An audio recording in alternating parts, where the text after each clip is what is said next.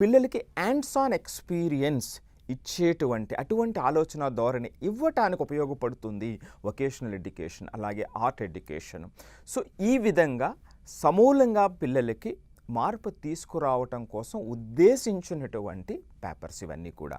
ఈ ఇంప్లిమెంటేషన్ వచ్చేటప్పటికి రాబోయేటువంటి 5 సంవత్సరాల్లో గ్రాడ్యువల్‌గా ఒక స్టేజ్ తర్వాత ఇంకొక స్టేజ్‌లో వాళ్ళు ముందుకు తీసుకువెళ్ళటానికి ప్రయత్నం చేస్తూ ఉన్నారు. సో, ఇక్కడి వరకు ఈ ఉన్నటువంటి మార్పులు. కానీ వీటిలో కొన్ని కాంట్రవర్సీస్ బయలుదేరినాయి. వాటిలో ఒక ముఖ్యమైనటువంటి కాంట్రవర్సీ ఏమిటంటే 3 లాంగ్వేజెస్ కాంట్రవర్సీ. ఏంటి 3 లాంగ్వేజెస్ కాంట్రవర్సీ? 3 లాంగ్వేజెస్‌ని సిబిఎస్ఈ పిల్లలకి కంపల్సరీ చేశారు. 26, 27 నుంచి. ఎవరికి కంపల్సరీ చేశారు అంటే ఏప్రిల్ 9th ఇచ్చినటువంటి సర్క్యులర్ ప్రకారం సిబిఎస్ఈ ఏం చెప్పిందంటే ఈ 3 లాంగ్వేజెస్ అనేటువంటివి మన పిల్లలకి అంటే 6th క్లాస్ నుంచి 26, 27లో 6th క్లాస్ ఎవరైతే ఉన్నారో వాళ్ళ నుంచి 3 లాంగ్వేజెస్ అనేటువంటిది కంపల్సరీ చేయబోతున్నాము. మరి ఇప్పుడు 9th, 10th వీళ్ళకి కంపల్సరీ కాదు అని ఏప్రిల్ 9th ఇచ్చినటువంటి సర్క్యులర్లో చెప్పడం జరిగింది. సో దట్ 6th క్లాస్లో మొదలెట్టినటువంటి పిల్లలు 20, 30, 31కి వచ్చేటప్పటికి వాళ్ళు 10th క్లాస్కి వస్తారు కాబట్టి ఆ టైంకి వాళ్ళకి 3 లాంగ్వేజెస్ కంపల్సరీ. ఇలా గ్రాడ్యువల్గా పిల్లల మీద ఒత్తిడి లేకుండా మనం చేస్తున్నాము. సో మంచి నిర్ణయం.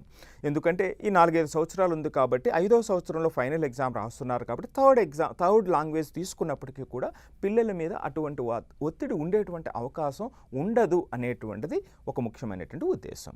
సో కానీ ఇప్పుడు 9th, 10thకి సంబంధించి థర్డ్ లాంగ్వేజ్ ఉండదు అని చెప్పారు. కానీ రీసెంట్గా మే 15th ఇచ్చినటువంటి సర్క్యులర్లో సిబిఎస్ఈ ఏం చెప్పిందంటే 3 లాంగ్వేజెస్ అనేటువంటివి ఈ ఏడాది 9th కూడా మనం ఇంట్రడ్యూస్ చేయబోతున్నాము అని చెప్పడం జరిగింది. సో ఇది చెప్పటం వల్ల పెద్ద కాంట్రవర్సీ దేశవ్యాప్తంగా బయలుదేరింది.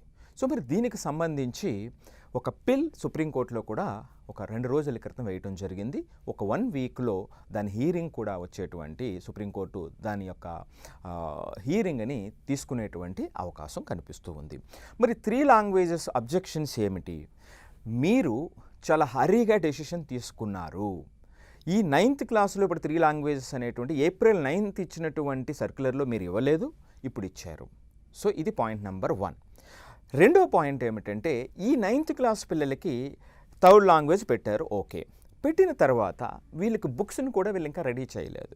మరి వీళ్ళకి కావలసినటువంటి బుక్స్ ఏమిటంటే 6th క్లాస్లో ఆల్రెడీ 6th క్లాస్ వాళ్ళకి ఇంట్రడ్యూస్ చేస్తున్నారని చెప్పుకున్నాం కదా, వాళ్ళకి రెడీ అయినటువంటి బుక్సే వీళ్ళని కూడా అడాప్ట్ చేసుకోమన్నారు.